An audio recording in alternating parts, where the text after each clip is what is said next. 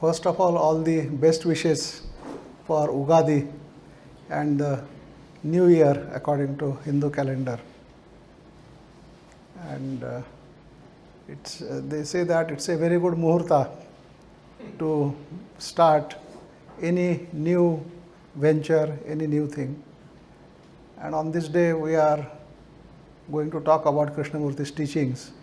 So I hope it is a good beginning in this new year, and probably all of us will pursue it throughout the year. So for last 8 sessions we have been going through Krishnamurti's life and the teachings which he gave, and now we have come almost to the end of his story. But even when his story ends, our story begins. So it is not the end of the story, it is just the story now shifts from him to us. So how it shifts, we will go through it, we will talk about it.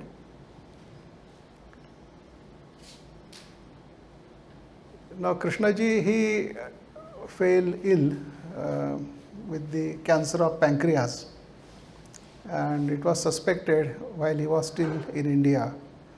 So around January 86. So then he had to cancel his Mumbai talks, but after Chennai he was supposed to give 4 public talks in Mumbai. They were cancelled for health reason. And the last talk he gave was on 3rd of January at Chennai. After that, he did not give any talk. But then there were some trustee meetings of the KFI, which he had to attend. But he was very eager to go back to Ohio. He was in a great hurry. So initially they thought on 15th January he will fly to Ohio. Then it was brought before, so then 10th January, and finally I think on 9th January he left Chennai. And he wanted to spend his last days at Ohio and not in India. Reason, of course, only he knows. And at Ohio then, of course, the illness increased, and cancer of pancreas is very painful. So he had to be given doses of morphine to alleviate that pain. And morphine is a chemical which affects the brain.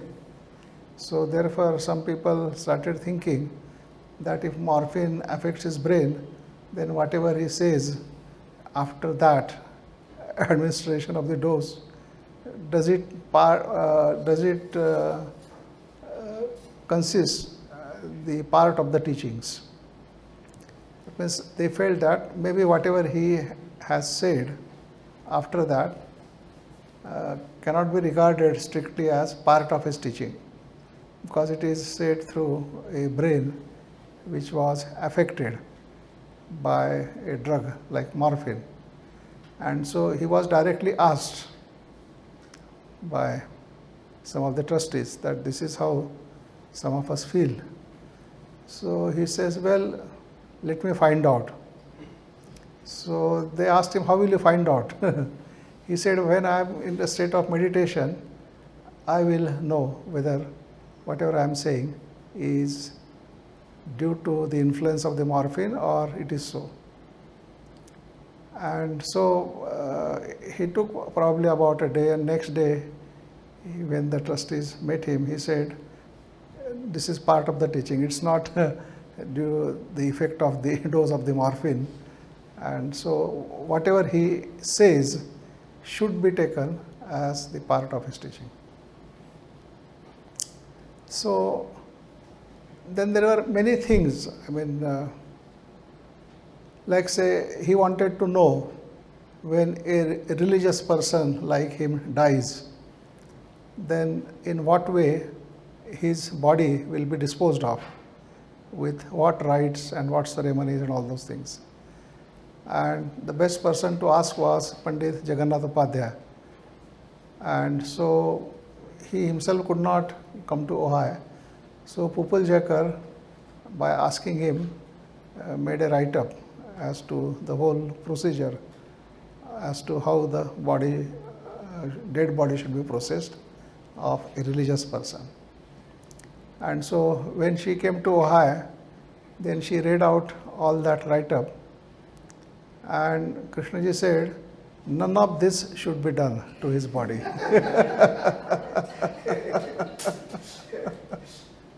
Nothing, he said. And no flowers, no ceremonies, no calling people. In fact, he said, minimum number of people should be around his body when it dies. And nothing like displaying the body and people coming and having darshan and all those things. He said, none of that. And nobody should, in fact, attend his cremation also. Only the very few essential persons they should attend. And he said, no flowers, no garlands, no worshipping, no photos, nothing. And the body should be burnt in an electric crematorium like a log of wood. And that's all. But one thing he said was, the ashes, the remains after the body was cremated, those remains, he said, should be disposed of in such a way that they will never be trampled upon. Because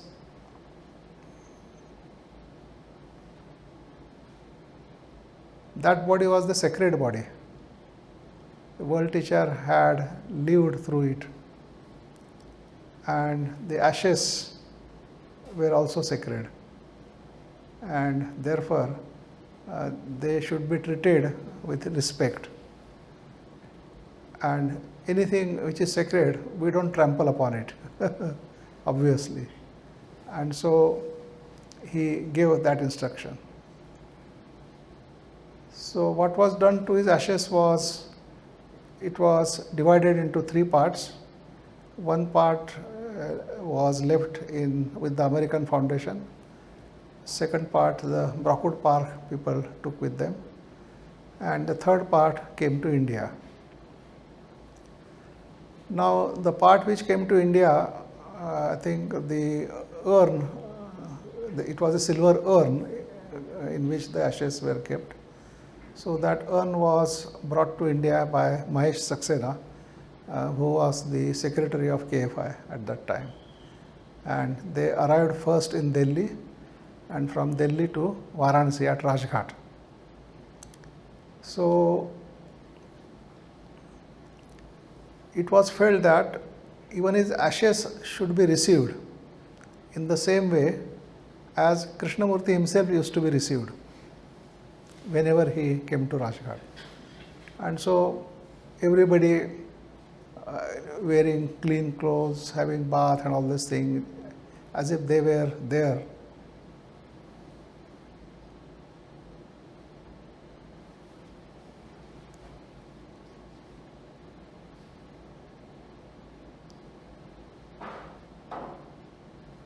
To receive him on the bank of the Ganges in the premises where he used to live. And the moment the ashes entered the campus, there was that special atmosphere which always surrounded Krishnamurti whenever he came to Rajghat. So with the ashes came his presence. And those ashes were then received, and then they were kept under the peepal tree. There's a big peepal tree overlooking the Ganges, and ashes, that urn was kept there for people to have darshan or whatever. For a week it was kept there, and then the ashes were further distributed. In the sense, some ashes were put into the Ganges, then some ashes were kept retained, then the remaining ashes were taken to Rishi Valley, Chennai, then part of the ashes were put into the sea, the Adyar beach where he was first discovered. So in a boat the ashes were taken in the sea, and there they were put into the water. And then some of the ashes they were buried in the ground, and some trees were planted there. Like say for example in Chennai at Vasant Vihar, where Krishnaji used to give his talk. So a part of the ashes were buried there, and a tree was planted or a stone was kept. And part of the ashes were buried in Rishi Valley, and then the remaining part which was left over at Rajghat, that was buried much later in the Rajghat campus behind the house where Krishnamurti used to live. And there the two trees were planted, the peepal tree and the banyan tree. They were together planted there. So if you go to Rajghat, visit Rajghat, go to the study center, look at these two trees which are growing together, and that is the spot where his ashes were buried. And those ashes, they carried his presence, no doubt. Because later on when I went to Brockwood Park and I was moving in their campus, so they have an area called the Grove, so which is full of lots of beautiful trees. And one rare tree, there are two rare trees, the sequoias, they brought from California and planted them there. So there I felt very strong presence of Krishnamurti, and I mentioned this to the trustee of the English Foundation, and she was the secretary, her name was Mary Cadogan, and when I told her this, she immediately said, "Do you know, we have buried his ashes in the grove." So which means that those ashes, they also carried that presence which was always felt around him. But Krishnaji didn't want his places to become a pilgrim place where people will come for the pilgrim and worship him. He didn't want that thing to happen. And so he said the premises wherever he lived should not turn into the temples or any kind of memorial and things like that. And so what the foundations have done is that they have just retained the room where he used to live as it used to be when he used to live there, and other things they simply changed. All his belongings were disposed of, they were given away. So whosoever could get some of the clothes he wore, they took them away, and so on. So that is how his ashes were also dispersed. Then he also made the foundations to record a statement where he said that foundations and no trustee of the foundation will proclaim him or them as the authority on him or on his teachings. And teachings stand alone on their own things, and nobody should project him as the authority on those teachings. So that he made them record, and he said that statement is also part of his teaching. But the most important statement that was recorded was on 7th February, just 10 days before he passed away. and that was in response to the question asked by Mary Cadogan, the secretary of KFT. And it was a genuine question, because she said that all these years that supreme intelligence functioned through the body of Krishnamurti. And now when the body dies, what happens to that supreme intelligence? Does it mean that the humanity has lost that intelligence, or what happens? That was her question. So that the question was presented in a written format, and Mary Symbolist, it came to Mary Symbolist. And when Krishnaji was not having much pain and was able to communicate or talk or converse, so that time she asked him that this is the question we have received and we want your response. So then Krishnaji replied to that question, and that reply was recorded. And that statement you can read in his biography. It is the transcript of that completely is published there. But in essence, what he had said was that this body was carefully prepared and tremendous amount of energy functioned through this body. In fact, he has compared it with the energy of a 12-cylinder engine. Now, we don't know how that thing came to him, but 12-cylinder engine energy is tremendous energy. If that kind of energy functions through our body will be shattered to pieces. It just can't hold that kind of energy. And he said that kind of energy functioned through his body for all these 60-70 years, and body cannot take it anymore, and therefore it has to come to an end. And he said there won't be any such body for at least several centuries where this phenomenon of supreme intelligence functioning through the body will happen. And then he also said that people may say all kinds of things, but nobody has understood the teachings the way he expected them to understand, and therefore nobody should claim anything like that. And then he also said that when the body goes, the intelligence also goes. And some people may claim of having some touch of the intelligence. But then he left a ray of hope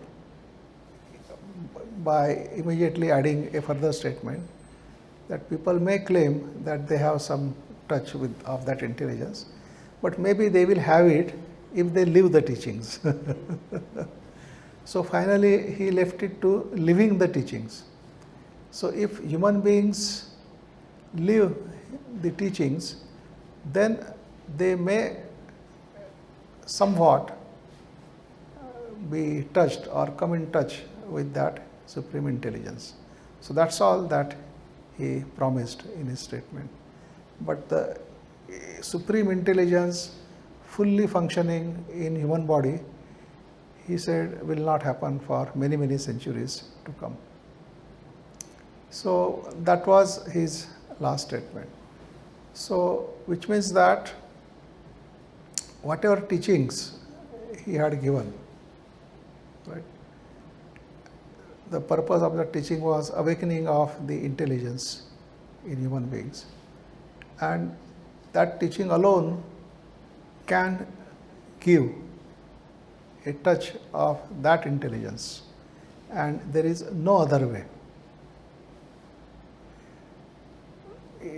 Nobody can get it by worshipping Krishnamurti, praising him, or following him, or talking all good things about him and so on. So all that is needed is just explore, inquire into the teachings, make it part of your life through understanding, and then you can hope to have that touch. So when that statement was recorded, the Scott was recording that statement, because that time during the last days only Scott Forbes and Mary Symbolist, they were around Krishnaji, and so Krishnaji's statement was recorded by Scott, and when he heard that statement, then he started questioning Krishnaji. Sir, but this goes quite against the general vein of your teaching. So people will be shocked, they will object to this. Is this really the part of your teaching? So he rather very sharply said to Scott that you have nothing to do with this. This is my statement and it is part of the teaching. Nobody should say that it is not part of the teaching. And then he said to Scott that you promise me that nothing will be changed from this in this recording. As it is recorded, it will be preserved in that original format. So Scott said, yes sir, I promise that none of your recordings will be tampered with or changed. They will be preserved in their original format. So still Krishnaji was not very happy. He said, there isn't much strength in your this statement. So he almost asked him to take a pledge that he will see to it that nothing will be changed from these recordings and they will be preserved exactly as they are. And only after that he was satisfied. And so that teaching, that last statement is, the recording is preserved in Brockwood Park archives, and the transcript of that is published in the biography, verbatim transcript, without making any changes or editing even. And after that, of course, there was quite a hue and cry, and there was quite, because there was a lobby in Indian Foundation who considered that this cannot be part of his teaching. And so there was a lot of exchange of letters and all these things, but finally they said the Krishnaji's word is the final word and nobody should have anything to say about this. So that is part of the teaching. So that is where his story ends. And before that, many people were asking him that what happens to your teaching?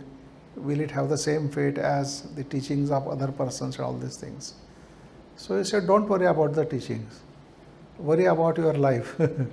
Teachings will take care of themselves. So that was his reply to such persons. So living the teachings is what he always emphasized. And so probably we'll spend some time to understand that statement. What does it mean to live the teachings? And associated with that, very briefly, we may talk about what is human potential, and associated with that, what could be the purpose of life, right? So in fact, Krishnaji was asked what is the purpose of life in a different way. He was asked a question, what is the role of a flower? And he said, the role of a flower is to exist. Apart from that, there is no other role. So that answer didn't make the questioner very happy, because I mean, it just didn't make any difference to his understanding of what is the role of a flower. Anyway, now what does Krishnamurti talk about? Right. So you observe the world, what is happening. Then you observe your responses to what is happening. The way you live your life, the way you behave, the way you conduct yourself in different situations, and whatever that happens in your life. So looking at all these things, question is, Do you simply accept it, adjust yourself, and try to live happily, as much happily as possible, thinking that this is your lot, nothing can be done, it's all the gift of the Almighty, and therefore you have to just accept it, make whatever best you can, and then just live. And once you are dead, the life ends there. Then you don't have to worry about anything. So is that the view of life? Or is that what life is about? So there he raised the question that, don't you want to find out why do you live the way you live? Why the world is what it is? Can there not be any change? Can there not be any difference? Particularly when suffering is very rampant all over the world and in one's own life also. So does that mean that the God has created man only to suffer? Or there can be freedom from suffering? So all such questions he raised, and then he invited the audience to explore with him, to question, to observe, and find out what is a human life, what is the significance, the importance of human life. And so he said throughout his teaching that it's possible for a human being to change. Life is not just what is visible to you, but a large part of it is not even visible to you. Because when you are blind, you can't see things. So our insensitivity was like the blindness, which because of which we are not able to sense the deeper and the subtler aspect of our life.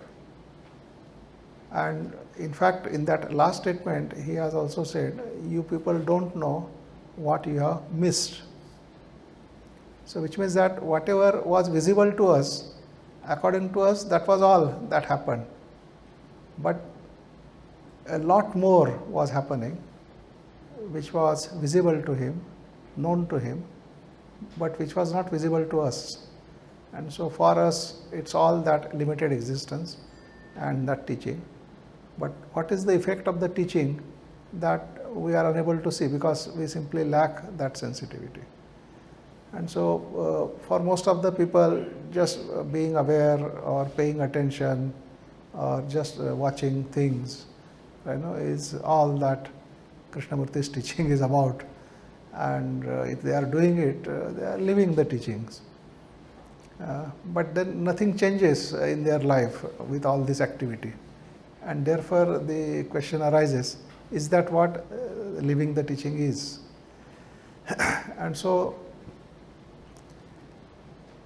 first of all, does this question arise at all in our mind, that why am I what I am? Why I am what I am? Or can there be a different thing? Or whatever I consider myself as, is that all that is there to human existence, or there can be much more to that? So there he had made a statement that human beings, they have infinite potential.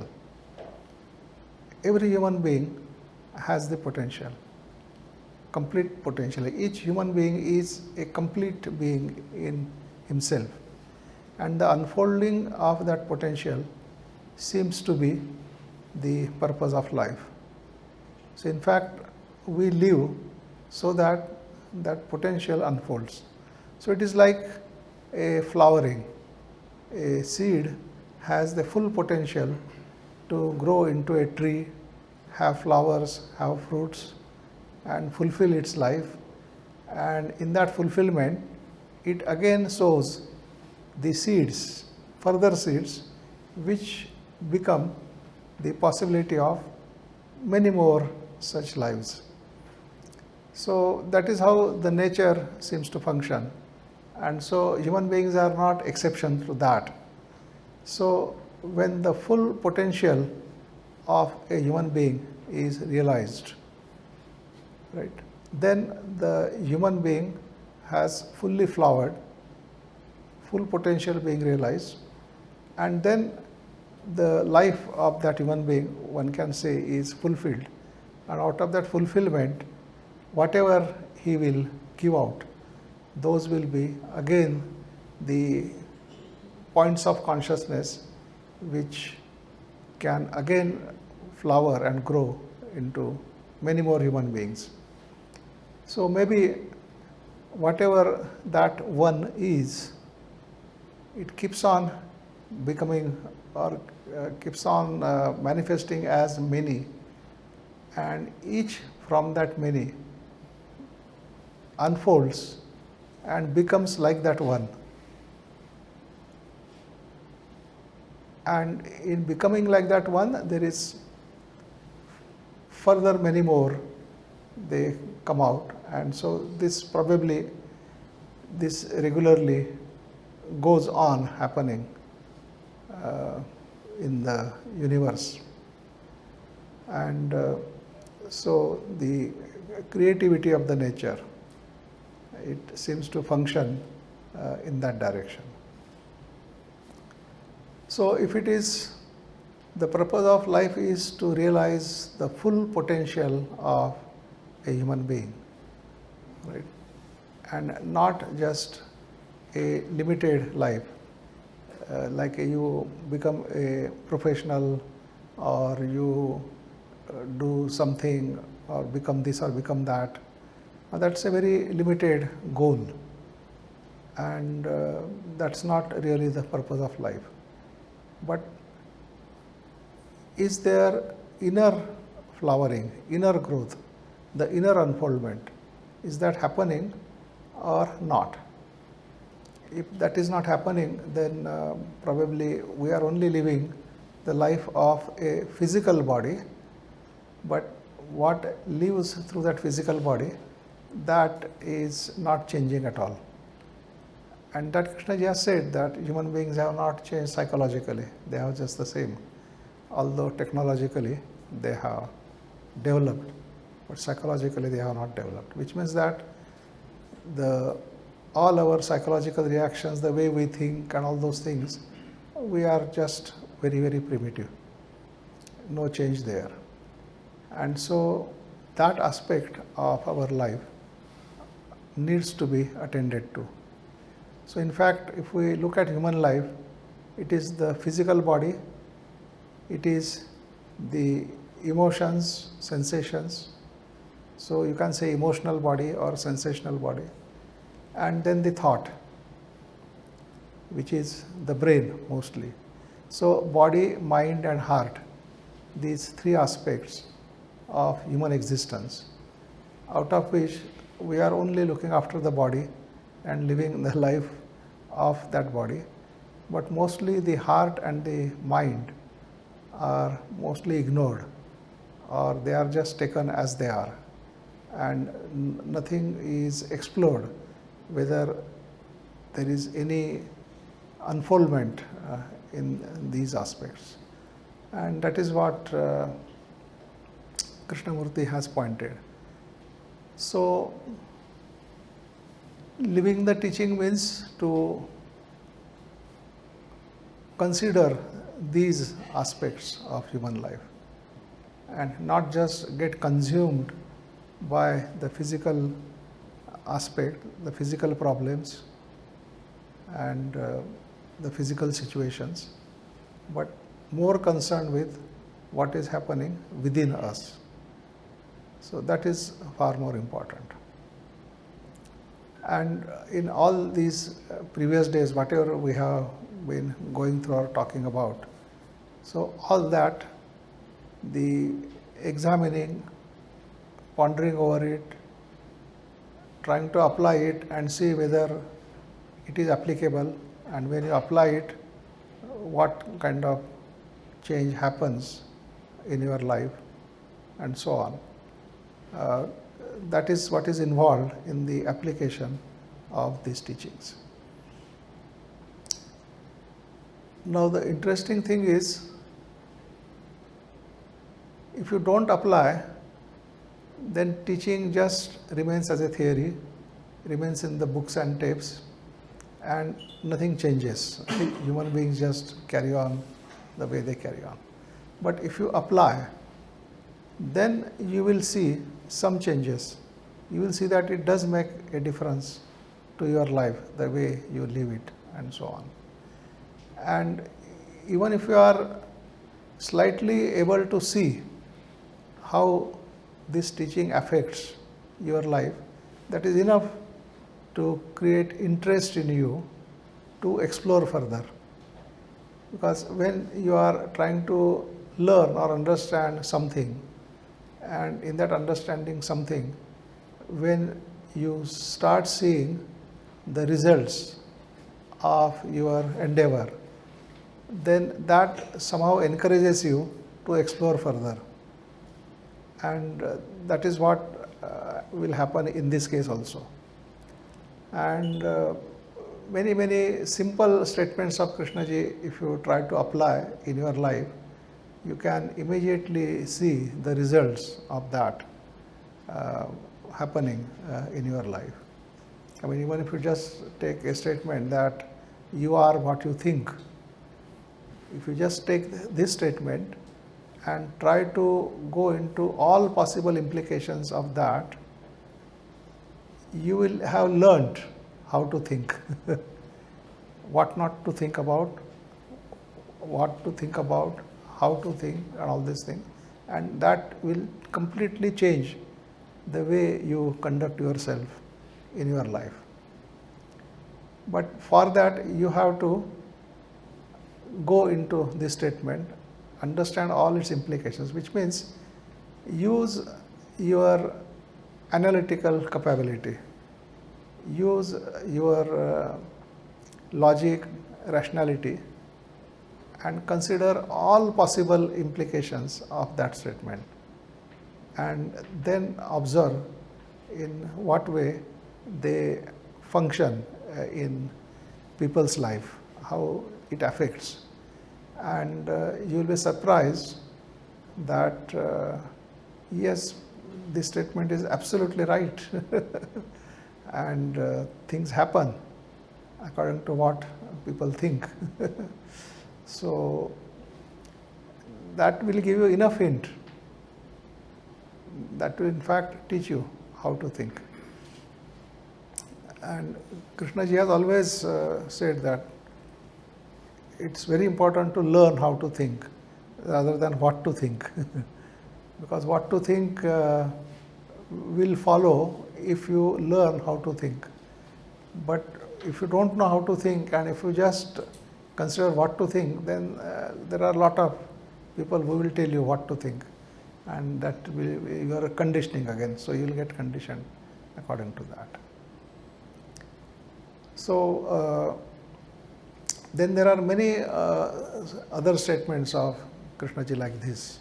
Like say he talks about psychological division.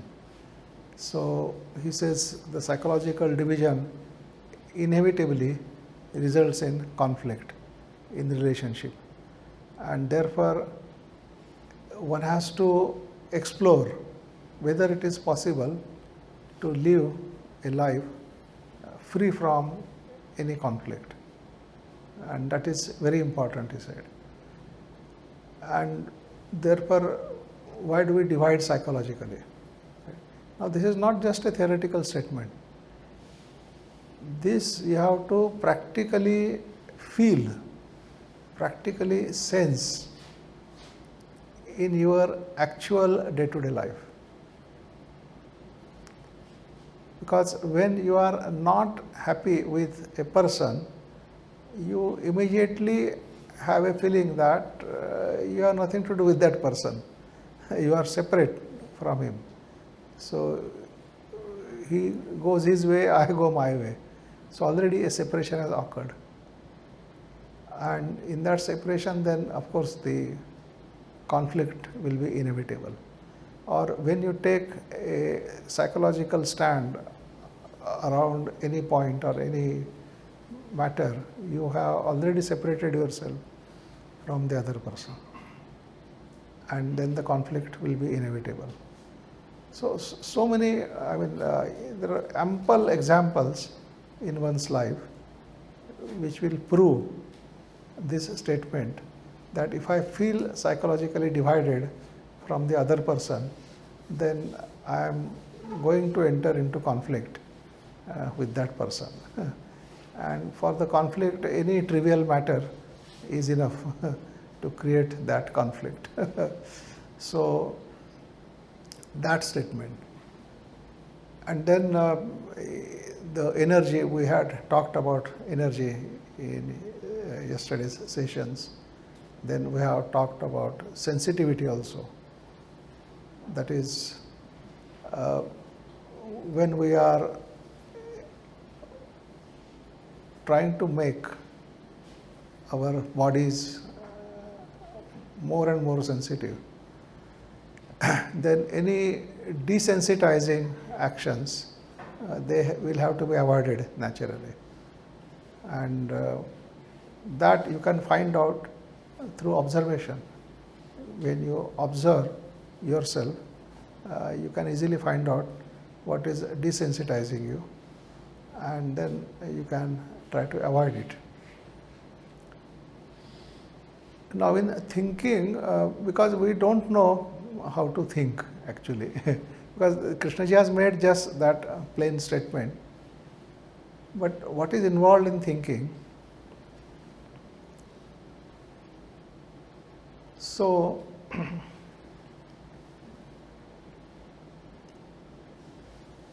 I think there was, this was in Madame Blavatsky's this incident in her life. She was asking a candidate, whosoever had offered him to be trained by her.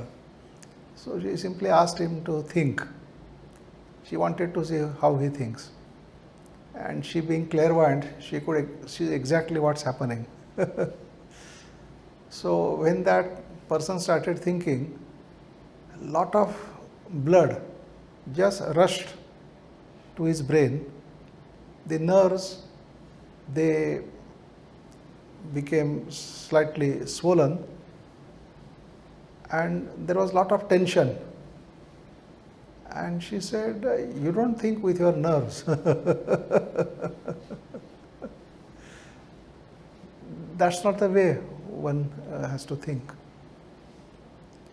You don't think with the nerves.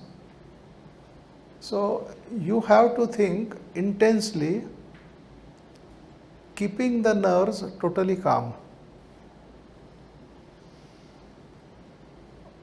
Only then that is the correct way of thinking.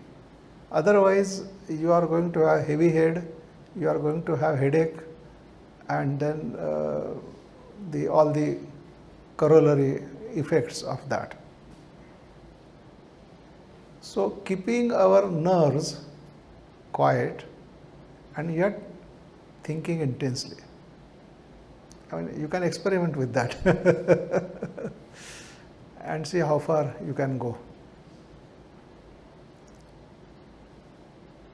And if you are able to think like that, you will see that even while thinking, the brain is able to be quiet. It doesn't have to be excited. No physical tension in the brain, and therefore no danger of any kind. And with that thinking, of course, the thoughts, they affect. Thoughts affect not only the thinker, but also the person about whom you are thinking, and so on. It's only that we are not able to think very powerfully, therefore we don't see much effect of our thoughts. They are mostly casual, vague, and lack energy. But if we are able to think clearly with intensity and all these things, then yes, you will see that by right kind of thinking, things happen in a right way. Of course, in this, the self as the center, a possibility of the self-centeredness misusing this capacity of the thought. And that is why the observation, the awareness, that is very important. Once you are able to watch the activity of this self-center or the ego, then probably this door to powerful thinking will also open because then only it will be safe that you can think and make things happen by thinking. There are immense possibilities, the thought, telepathy, and all kinds of things are possible with thought. But major hurdle is this self-centeredness, which can result in the misuse of the capacity of the thought, and therefore that has to be given priority.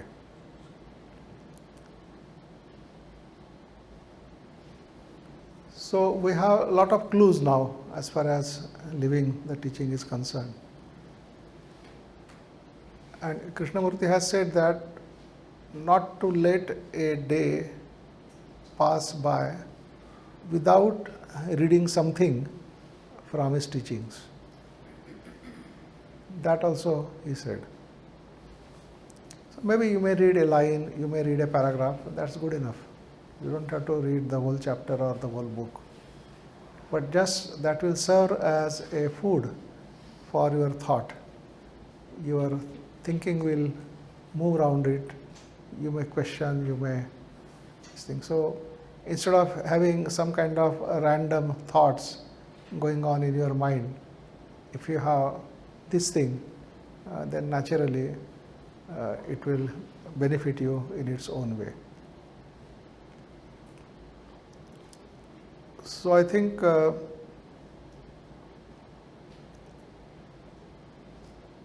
is, I think, all about this living the teachings and the human potential and so on.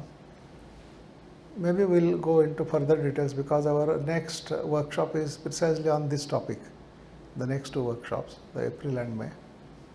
So we'll go into further details of these things.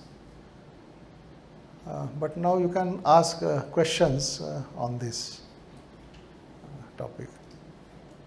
Yeah, one more event I wanted to mention here. I don't know the significance, but when Krishnaji was discovered in 1909 or 1910, he was introduced to the world as the world teacher. So that time Halley's comet was visible in the sky. It was a very spectacular sight. I mean, very big comet visible in the sky, and it just attracted the attention of the whole world. I mean, there was a talk of that Halley's comet, and a lot of people predicting that is something radical is going to happen, some great being is going to be born, and all those things. So those kinds of things they talked about it. And the same Halley's comet was visible when Krishnaji passed away in 1986, because the Halley's comet shows itself after every 76 years.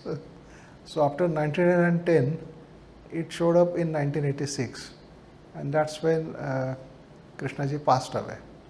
So whether there was any correlation between this appearance of the Halley's comet and these two events. But the comet in 1986 was not a spectacular sight. It was visible as a very small, insignificant object. From telescope, of course, it looked very impressive, but with naked eye, you had to actually look for it in the sky. So that way it was visible. So this I just wanted to mention about this comet. We saw a comet in That happened, I saw it in Michigan. Yeah. Yeah, the same Naubat V5. Oh, is it? Early morning, Early morning. dazzling. It has Naubat V5. As you said, coin, just Yeah. coincidence. Yeah, that's.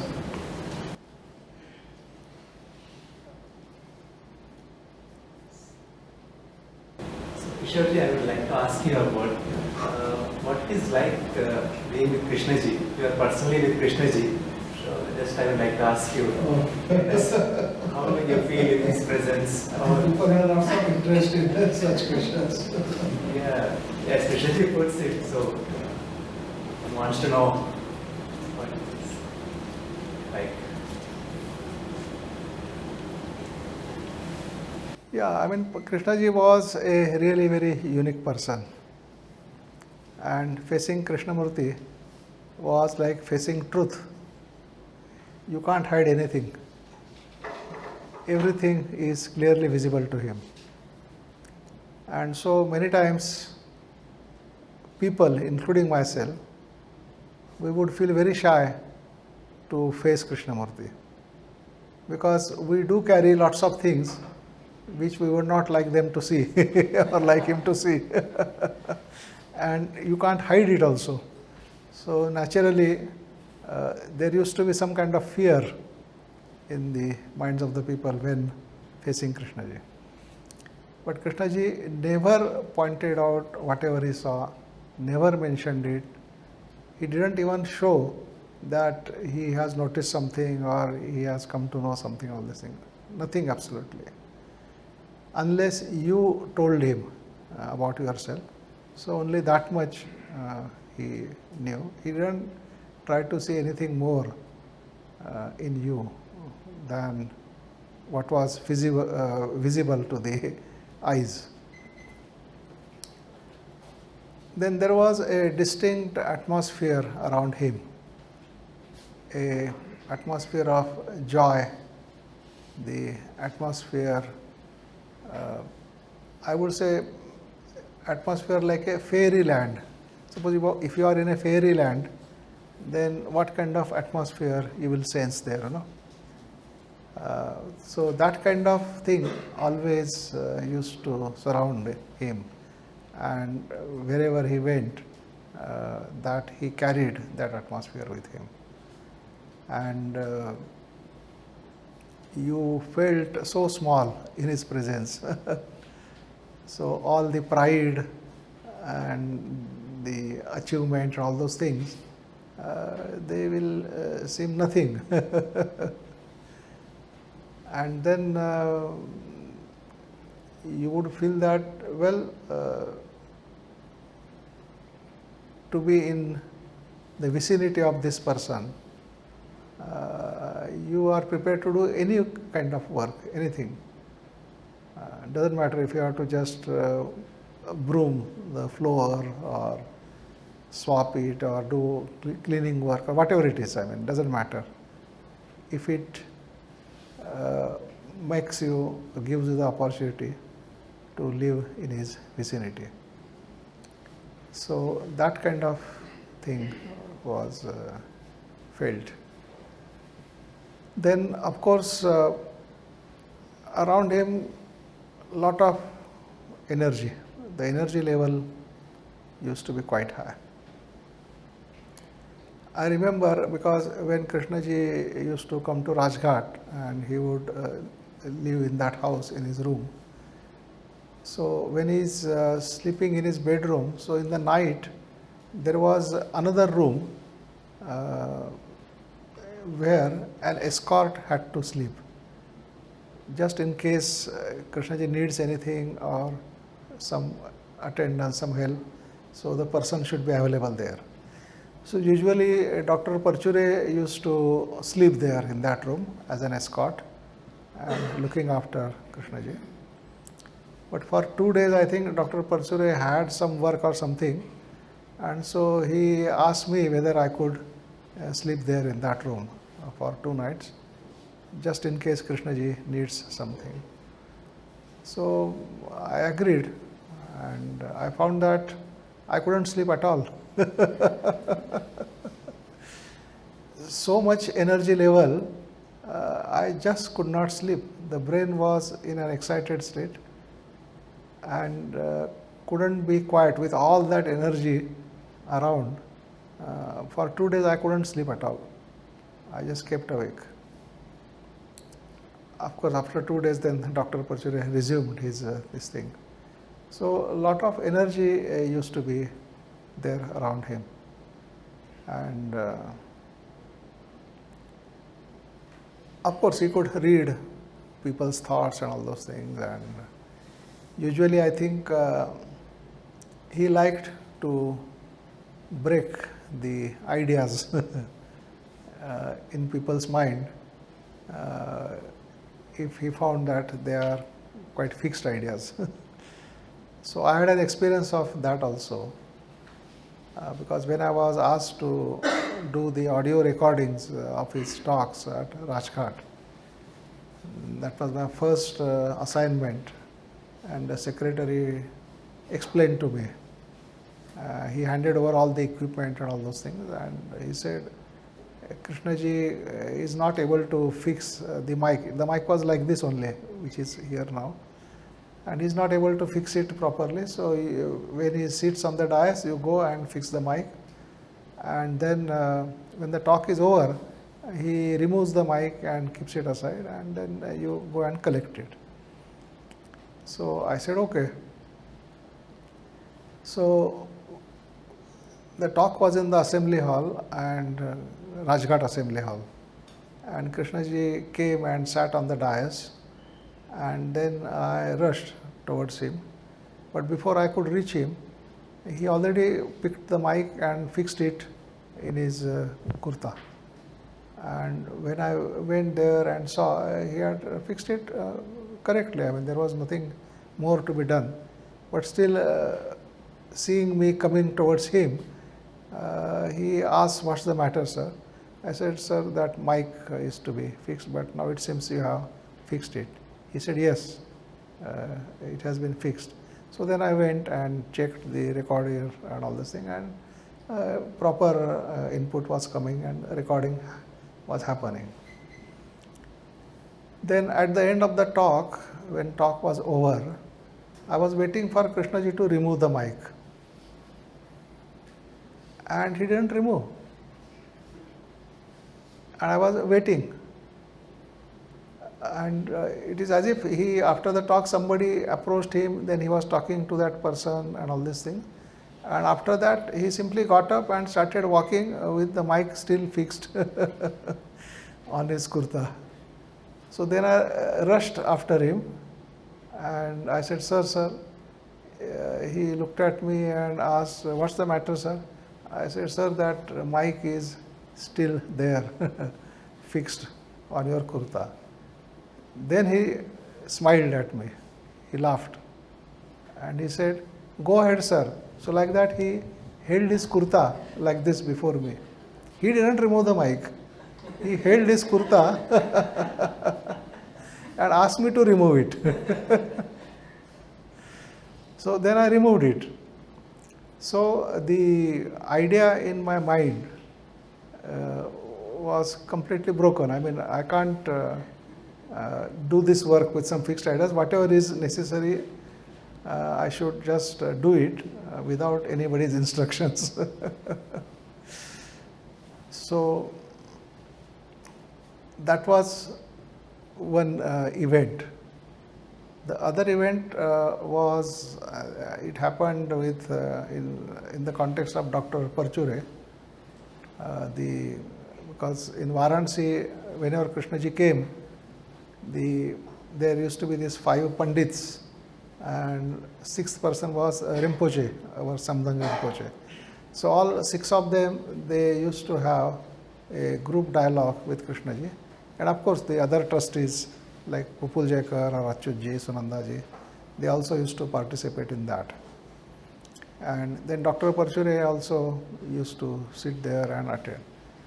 Now on that day, as I was arranging the recording equipment in the Krishnaji's drawing room, so Dr. Parchure came and said that he doesn't want to sit there among those Pandits and listen to all that dialogue because they talk too much. I just want to sit quietly and listen to the discussion. So, can you make some arrangement for me? So, I said, yes, you sit in the next room, because there were two rooms. One is the drawing room where Krishnaji would hold dialogues, and adjacent to that was his dining room, a dining hall, where he would have his meals. And I said, yes, dining hall is empty, nobody is there, you can sit there. And I gave one speaker, I kept it there and gave him the connection so that he could hear the whole dialogue that would go on. And so everything was settled and all these things, people sat, and Krishnaji came, he sat there, he looked at each one of us and he asked, where is Dr. Parchure? Why he asked, I don't know, because normally he doesn't ask. But he asked, where is Dr. Parchure? And then everybody started asking, where is Dr. Parchure? Where is Dr. Parchure? I said, yes, I will call him, he is sitting in the next room. So I went to him and told him, Dr. Krishnaji is calling you, come fast.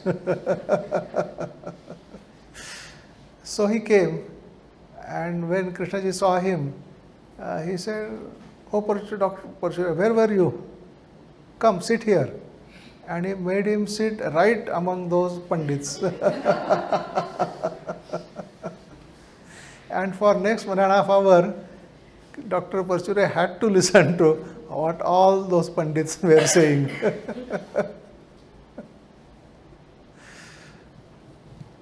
So that was quite a funny incident.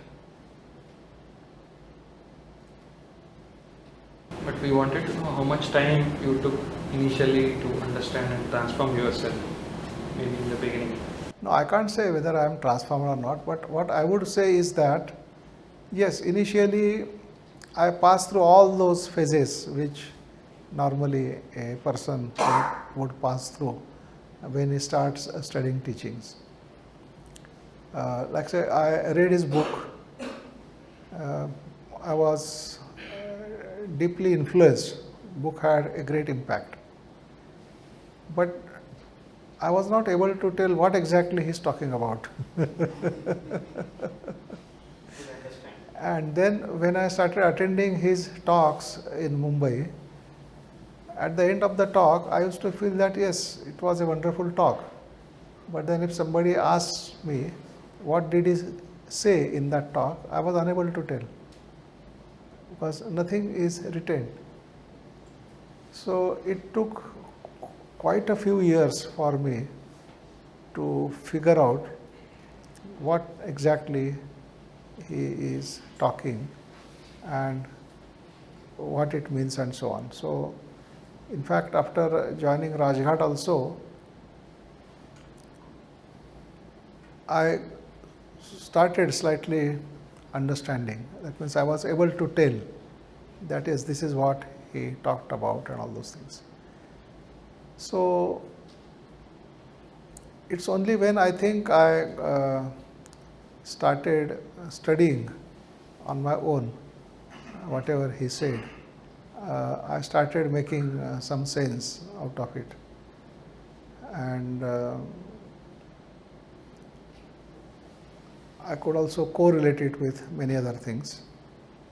And slowly, and I think the conducting these study workshops, that made quite a lot of difference in my understanding of his teachings.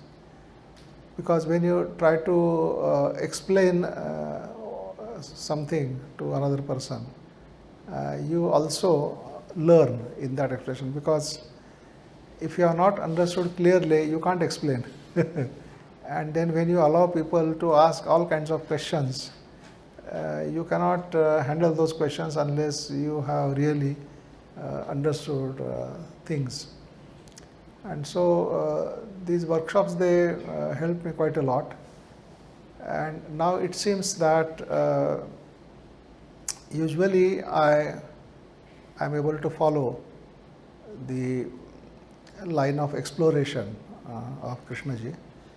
And maybe if somebody says this is what Krishnamurti said, then listening to that, many times I am able to tell whether Krishnaji has said it or not said it, because it doesn't go according to his general vein of his explanation. And also I am able to see the implications of his statements much more than what he has explained in his talks and dialogues. And that I take as the ratification of my understanding of his teaching. I mean, to give an example, when he said thought is a material process, thought is matter, right? So if thought is matter, thought should have the properties of matter. And the most important property of matter is inertia. All matter has inertia. So inertia means resistance to change. If the object is moving, it will resist the your stopping efforts. So in order to stop it, you have to apply force. So it will resist the change of its state. If it is in a moving state, it will like to continue in that state and it will resist any change. If it is stationary, it will try to maintain that stationary state and will resist any attempt to move it. So you will find that if a car is running very fast, in order to stop it, you have to apply brake. So applying brake is like applying a force to stop that moving car, right? And when a car is stationary and you want to start and make it run, then again you have to apply force. So through accelerator you apply force and then the car runs. So all these things. So what I thought was that if thought is a matter or material process and inertia is the property of matter, then Krishnaji should have talked about inertia sometime in his talks. And inertia that can be visible, the inertia of thought is visible in the form of habit. I mean, should be visible in the habit. So that means habit is related with that property of thought. So then I started looking for whether Krishnaji has talked about it, and then I discovered one whole talk which he gave on inertia, and whatever properties and other things I guessed, all that he had mentioned there, and some more also. So that was the vindication of my exploration, that yes,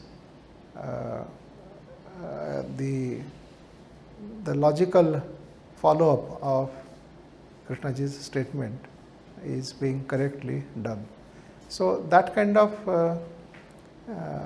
I think ability, so that is possible for everyone.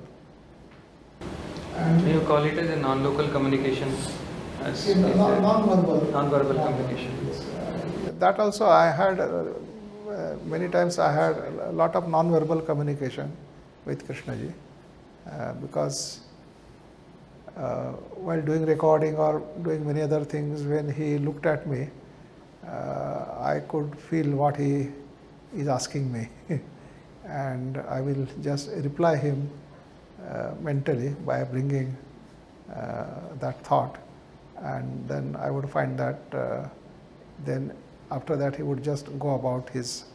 Even after passing also you feel, sir, no? After passing, yes, I mean I had several dreams where I have been participating in discussion with him. Yes. In fact, these things I see many times. In fact, about a couple of days ago, I think I was explaining about sorrow and suffering at Venu's place, and that night I dreamt that I was explaining to some lady about the sorrow and suffering, and I was telling her that how it is not inevitable or something like that. So it seems that it goes on. Whether I am awake or asleep, the dialogue goes on, it seems. There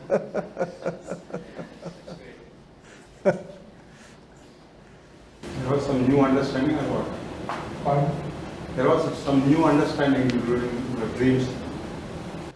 Yeah, I mean, yes, because many times you happen to see certain things in a way which you had not seen before. So, in fact, many times when you watch his video, every time you watch it, you get something new. So, actually, it was there right from the beginning in that video, but you couldn't get it in your earlier watching. But now you are getting it. So, it only means that our sensitivity is different at different times, and according to that sensitivity, the things from the video appeal to us. So, maybe at that time your sensitivity was such that only certain statements appeal to you, but now when you are watching the same video, your sensitivity is different, so some different statement is appealing to you. And when it appeals to you like that, you feel that, oh, this is a new thing which I got from this. But it was already there. The new thing is that the state of my sensitivity is new, it's different, yes. He says if you don't apply, it will be a poison. What was the meaning behind that? Means you are listening, accumulating, but not applying in your life. What he said was that the truth, if you come upon truth and if you don't live it, then it will act like a poison in your life. If you have seen truth, then you have to live that truth, according to that truth. I mean, he gave one example of, he mentioned some story of thieves, professional thieves, going and stealing things in the night. They will break the house and steal things and then go back to their places. So after one such stealing, they were returning, and then there was somebody preaching, and one of the thieves was interested in listening what was being preached, and there he was preaching how stealing is wrong and why one should not steal, its implication, all those things. So his other friends, they said, no, let us not listen to this, let us go. But this one fellow wanted to listen to that, so he let the others go and he listened to that. And then that had quite an impact on him, and he saw some validity of what was being said. And then it started tormenting him, because whenever he used to go for this stealing mission, he used to feel very bad. He used to be actually in conflict, whether to go or not to go, and so on. And that destroyed all his peace and everything. And his other friends, they had no such problem. And anyway, they were insensitive, so they continued with this. But this person found it very difficult to continue with that. And so his life became very, very miserable with all this conflict. So later on what happened, we don't know. I mean, Krishnaji mentioned only this much story. Whether he left stealing or whatever happened, but he just showed that it will keep on pricking you, the truth. It won't leave you alone. Yeah.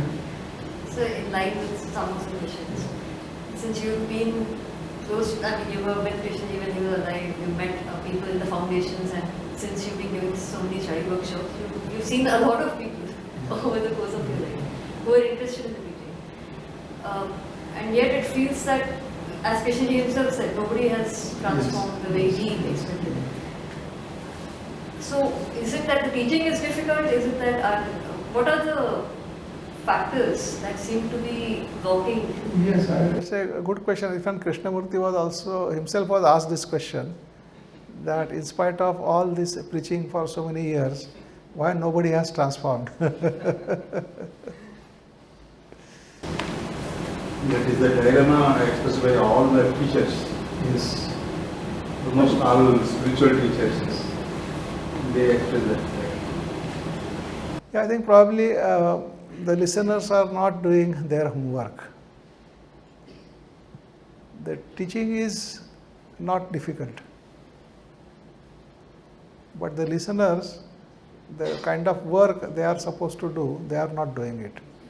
And Krishnaji has pointed it out many times during his talks by saying that, I hope you are working as hard as the speaker is working.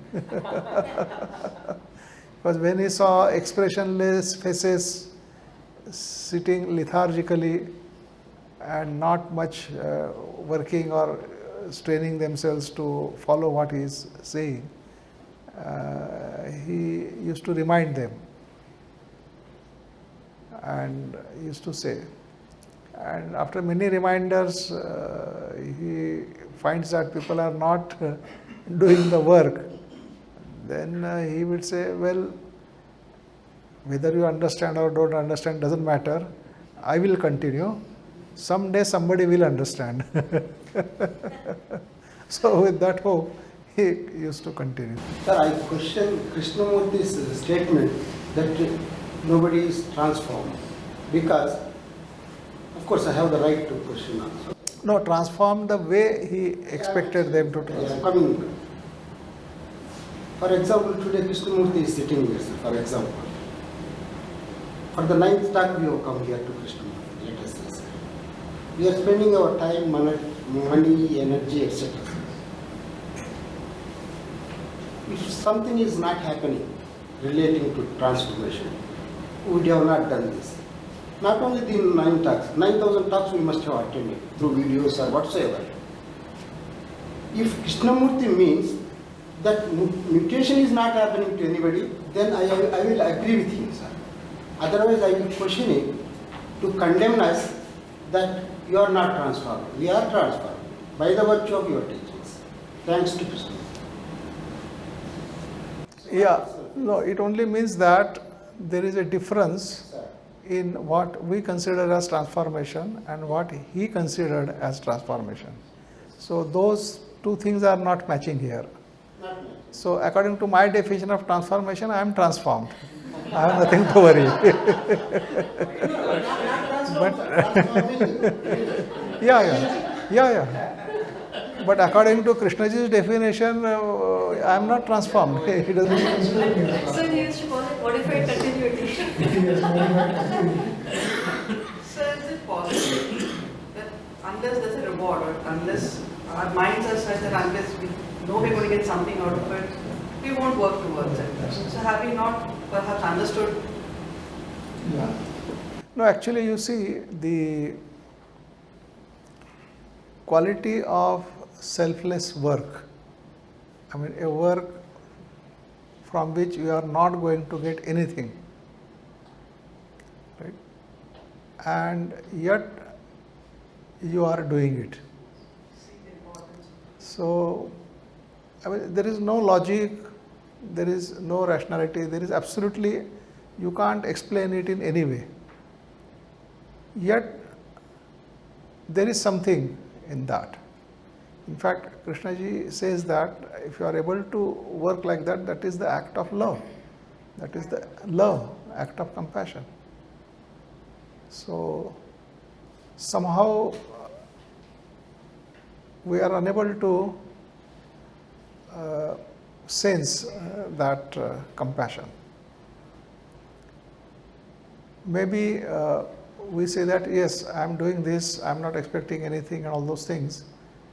Yet maybe those are just the intellectual statements. Maybe deep down there are some expectations which probably I have not looked into, or maybe I don't want to look into, but maybe there are expectations there.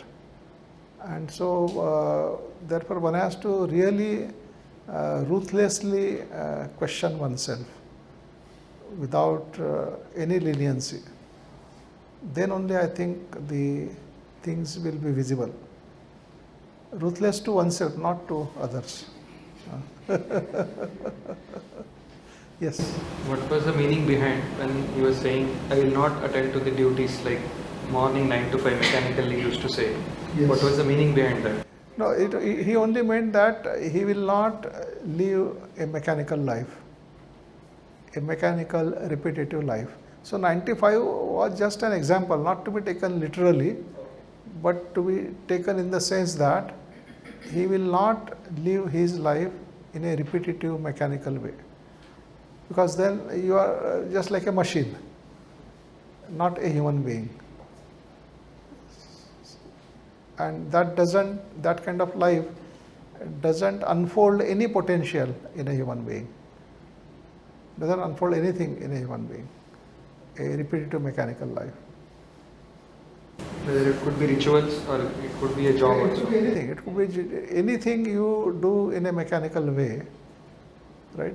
Doesn't unfold anything in you. And brain actually unfolds only when you employ it in order to understand something.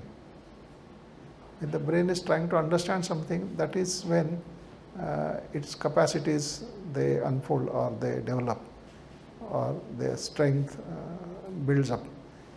But if the brain is only involved in repetitive mechanical activity, then it doesn't unfold. It just continues whatever it is. So, and also if a brain is only involved in experiencing sensations, emotions only, then again it is not developing or opening up. One place he mentions mind has infinite space and stillness, which you are not feeling, which has been filled up with infinite experiences. What is the meaning behind this? No, he says that if you talk about mind or brain, he says it is not your brain or your mind, it is a human brain and the human mind. And if you look at it that way, then all the limitations which the self has imposed on it as my brain or my mind, that goes. According to him, human brain means universal mind.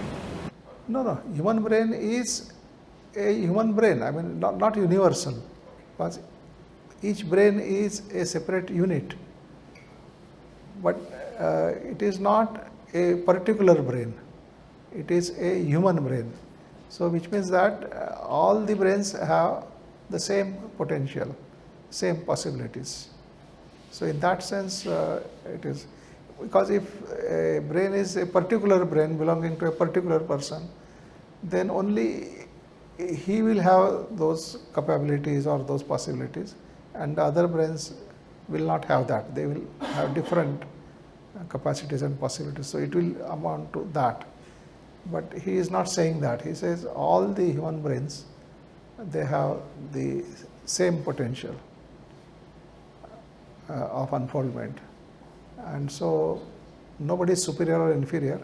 It's only a matter of who is working on himself. That's the only thing that will make difference. Yes. You also. Yes, please go ahead. If you have to summarize his teachings in 3 or 4 bullets, what will they be? In fact, we had a session on the core of the teachings. So core of the teaching is just a 1-page statement of what he considers as the core of his teaching. So there, if you say 3 or 4 statements, so from that core I can point out 3 or 4 significant statements. So one statement he says, truth is a pathless land. You cannot approach by any path whatsoever. That is one significant statement. Then observer is the observed. That is another significant statement. And then this content of consciousness makes up the consciousness. And there is no separate individual consciousness. It is the total human consciousness. And then he talks about the negation as the most positive action, which means that certain things you cannot explore in the positive sense. In fact, if you ask what is love, now that you cannot explore in a positive way, in the sense describing that love is this or love is that and all those things. But he says you have to have an approach of negation. Find out what love is not, and so on. So these are some of the key statements. Choices awareness also one of the essence in 4 Yes, that is also additional point. I mean, he says that human beings are actually not free. The only freedom human beings have is the freedom to be aware, freedom to observe. That's the only freedom the human beings have, and no other freedom. Here one point, sir. Yes. Technological and scientific advancement, instead of making our brain sharp, becoming blunt, and becoming puppets in the hands of science and technology. No, what we are doing is that developing the technology, our brains are sharp. But after developing the technology, we are leaving most of the brain work to the machines. And therefore, we stop using our brains. So then they become dull. But the machines keep on working, so they start controlling us then. Yes. Sir, love comes through negation, and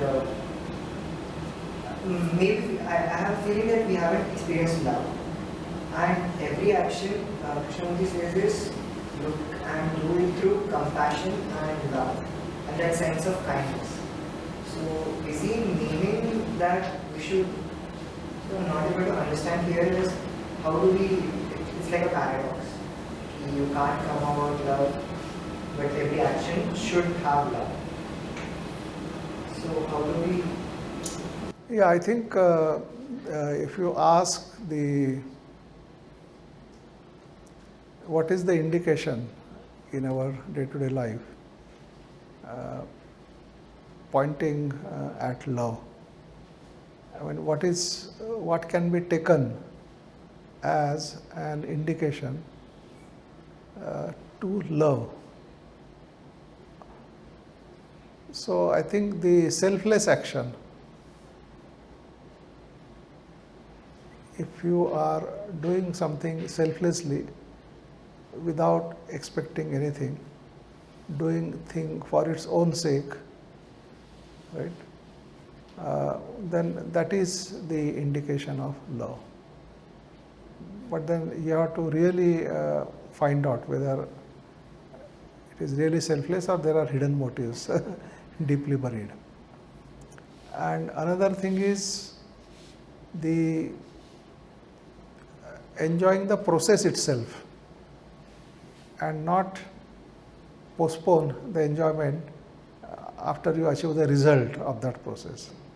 Because mostly what we do, we fix the target and we say that after achieving that target, I will feel happy. And then till you achieve the target, you have forgotten the happiness. You are working very hard and doing everything.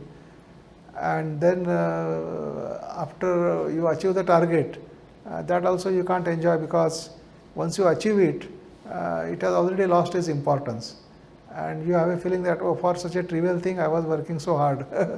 So anyway, you don't enjoy that also. So probably if the process itself, you do it instead of in a mechanical way, if you do it in a way where you also enjoy the process, and then as a byproduct, the target is also achieved. Or in fact, in the spiritual matters, they say that don't look for the good results of your action. because that is the selfishness. The self wants to see what is the result of all the good work he has done and then feel satisfied when he sees that result. So it is still a self-centered activity. And so what is intended or expected in this is that if you know or if you understand that you are doing a right thing, then that right thing will be followed by a right result only. Whether you verify it or you don't verify it or whatever it is, a right action will be always followed by a right result. So you don't have to worry about the result at all. You have to just keep on doing the right action. And worrying about the result could be the activity of the self who wants to take pride in what he has done, or at least expect something from the other, at least a thanks, and so on. So that is still a self-centered activity. In fact, you see, that is usually our attitude, because if the other person doesn't say even thanks, so he feels, I have done a thankless job, and the other fellow is not even grateful for whatever that has been done. So that kind of expectation is the activity of the self.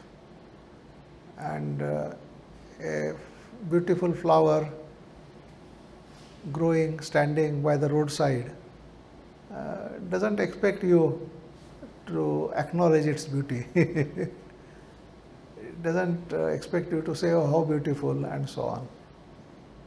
So it has to be like that. So you are doing right things or good things because you are good, because there is goodness in you, therefore you are doing it. Not to be recognized as a good person by others, because others will have their own parameters to judge you as good, and the moment they change parameter, you become bad instead of good in their eyes, and therefore their saying good or bad doesn't matter actually. But if you discover that absolute goodness in you, then you are living or acting out of that goodness, and therefore there is no need to expect anything or appreciation or this thing. It is irrespective of all that. What was the meaning when you were saying you are important, not my teaching? Sometimes he says you can discard me as a after seeing the mirror. What was the meaning behind it? Yeah, I mean, if you take teaching as some kind of framework, some kind of theory, then you have only created another trap for you, another prison. So in that sense, the teaching is not important. And when you apply it to your life, right, then teaching is not different from your life. Teaching means your life. So to explore his teaching is to explore your life. Then there is no division between the two. So then it is not Krishnamurti's teaching, then it is your life. And naturally a person has to be interested in his life, otherwise then what? Sir, have you explored any other schools of thought as well? Yes, I have explored to some extent theosophy. The theosophical, and I find it also quite valid, in the sense it's not just hollow theories and all those things. There is some truth in that, and I have also studied both the things side by side, Krishnamurti and theosophy. Theosophy meaning Theosophical Society? No, theosophical literature. Mostly, like say the books written by C.W.L., Annie Besant, right, or maybe Madame Blavatsky, and some other theosophists, the books based on direct observation and experimentation. So whatever books in theosophy which are based on these, I find yes, they are quite factual. It's not imaginary, and you can actually verify it in your life by applying it and see how it functions. And you come across David Torres. All other things I have not tried to study, only because when you have two solid teachings, why should I waste my time in what this fellow is saying and that fellow is saying and that fellow is saying? I mean, it is just waste of time. But I don't mean that therefore all those other things are not valid or completely invalid. But it is for the interested person to study them and find out how far they go. For me, the life is limited. I don't have much time to study all these things and find out which is valid or which is invalid. But if I have found out one or two valid things, better to stick to it and move further deeply into it, rather than keep on bothering about whether this has any truth or that has any truth and so on. And finally, you will only go on searching and won't find anything. So by that time, the life will be almost, the death will be waiting for you. So they say that the time to get down the bus has arrived and the passenger is still looking for the seat. So I don't want to be in that kind of situation. Sir, when I am involved in gardening or when I am listening to Krishnaji's audio, I feel totally absorbed, absolutely absorbed. Does it mean that is how one gathers the energies? Yeah, maybe something which appeals to you and you are completely with it without any conflict, without any division, then yes, that's a good source of energy that can prove to be. So we can plan what we like also, which means, like suppose I am so much absorbed with teachings, every day I can spend 2-3 hours. That is how, and 1-2 hours, we can plan that also. So that so many things will be avoided. It's a good thing. Yes. You can study, you can read, you can listen, and you can also discuss if somebody comes. Yes.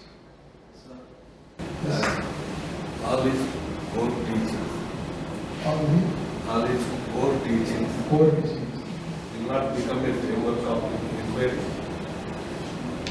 Oh, you are asking whether the core of the teaching, will it not become the framework of what K is saying, right? Yes, yes, yes. You see, it will become framework if you don't realize it in your life.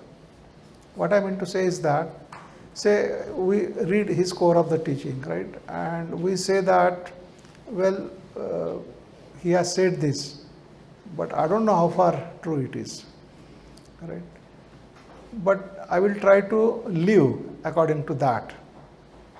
Now the moment you say that, then it has already become a framework. Like somebody is trying to live according to what Bhagavad Gita says, or somebody like wanting to live according to what Quran says or Bible says and all that, right? Then it becomes a framework, and your actual life may not match the framework, and so all your attempt will be to fit yourself into that framework. And if you don't fit, then you feel bad.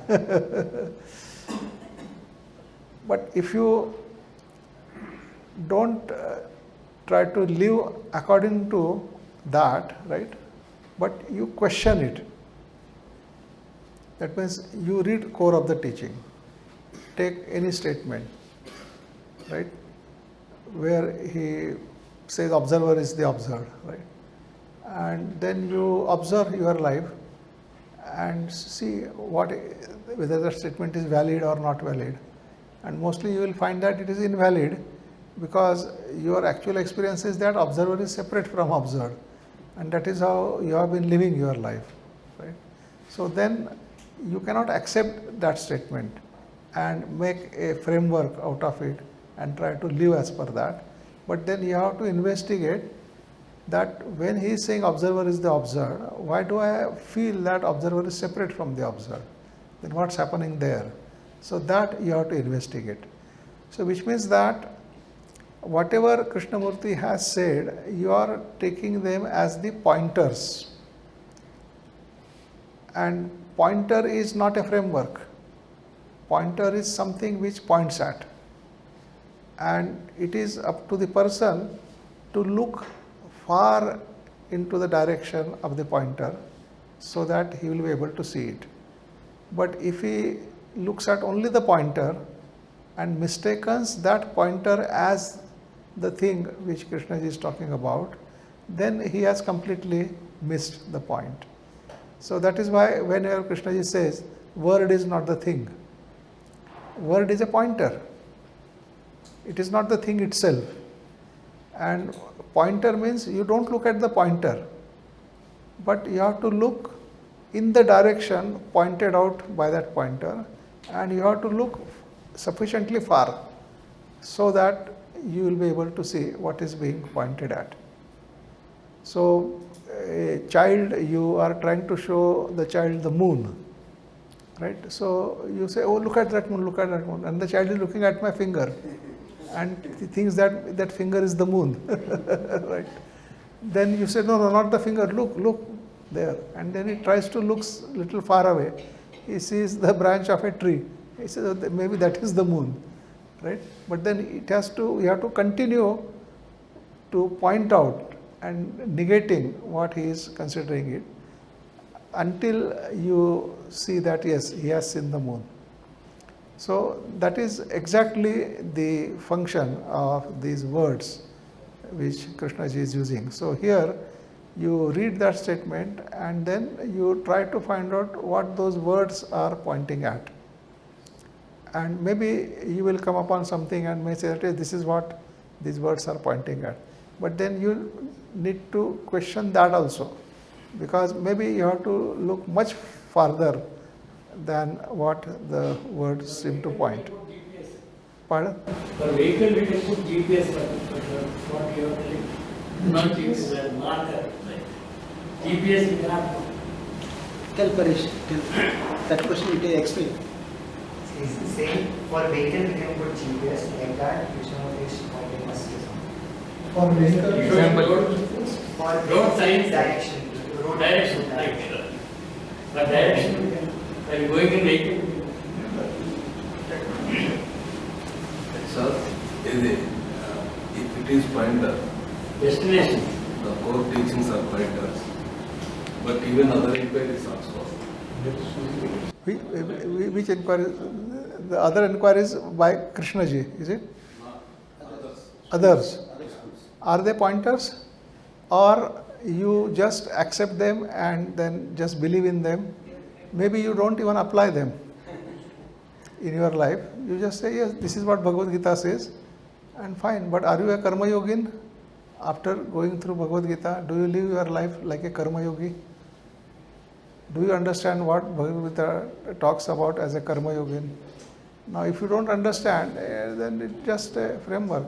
It is the fate of any scripture like that. And some of the scriptures are such that it is better you don't follow them because whatever they ask you to do or whatever they promote is absolutely wrong. And just because it has found a place in that book, people consider it as sacred. But if you consider it from absolutely humanitarian point of view, you will find that it is all false. A teaching which doesn't recognize the right to live of other human beings, I mean, how can that teaching be acceptable? If a certain community comes and says that only the members of our community, they have the right to live, and all the other human beings who are not members of our community, they have no right to live. So we can loot them, we can kill them, we can do anything to them, oppress them. Now, what kind of philosophy is that, and how can it be valid? It is totally wrong. They monopolize their teacher also. Yes. Whatever it is, I mean. But what we are trying to say is, we have to question and examine all our attachments. Just because I am born as a Hindu, therefore I feel that Bhagavad Gita is my this thing, and so I should blindly accept it. Or somebody just because he is born as a Christian, he should accept Bible blindly, and so on. I think one should not accept anything blindly, but try to find out what are its implications, what it means, and whether it confirms with the general principles of humanity, whether it is applicable to all human beings.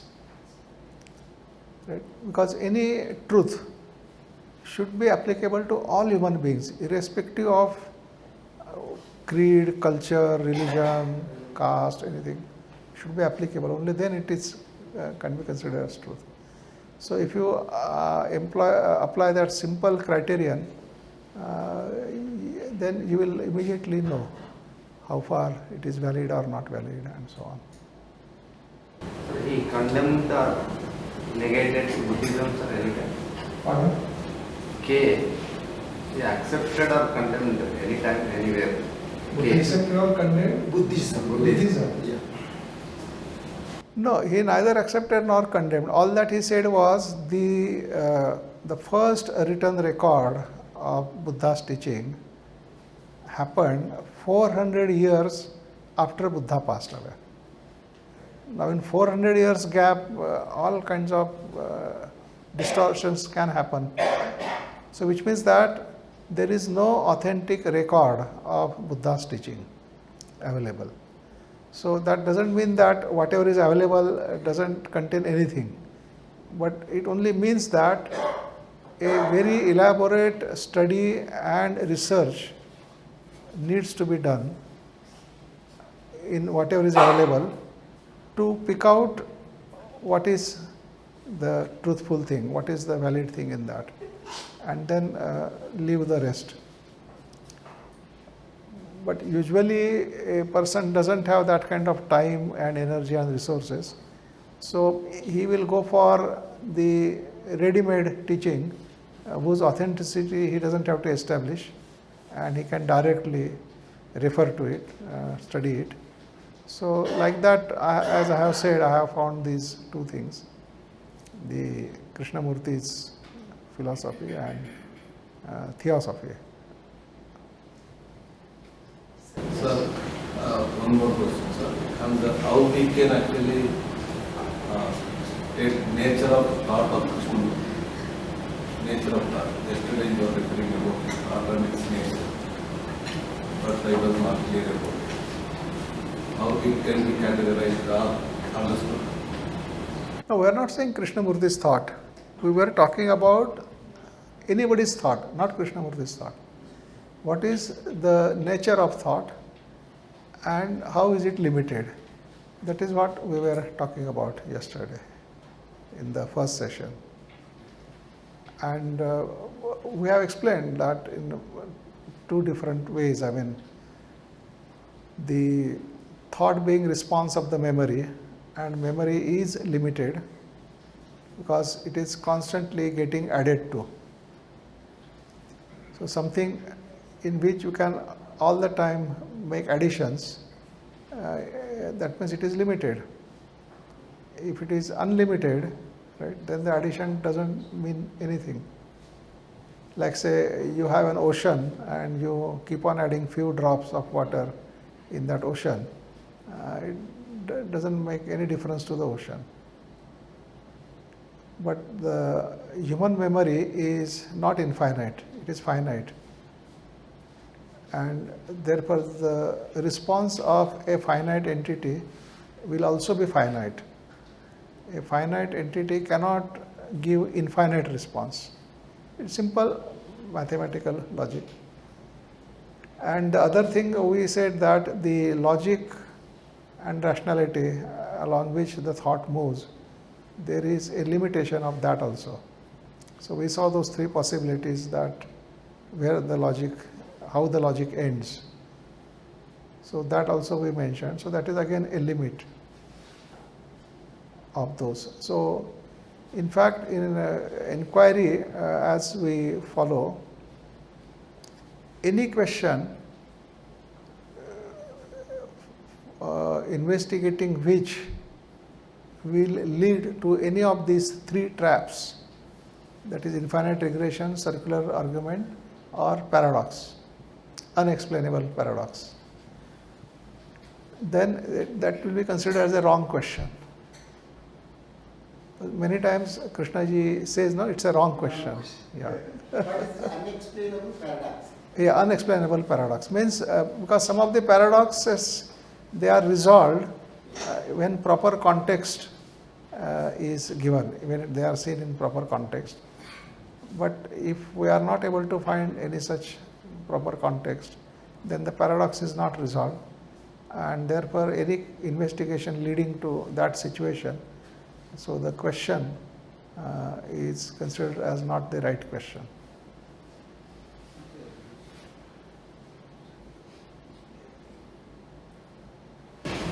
After the process,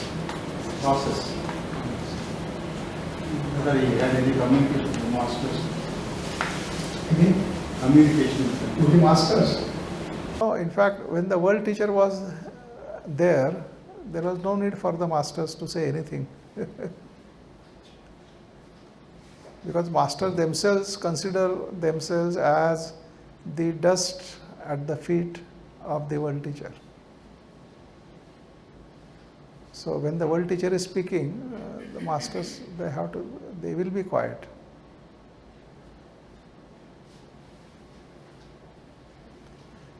So anyway, I think we should stop, because our questions will be always unending.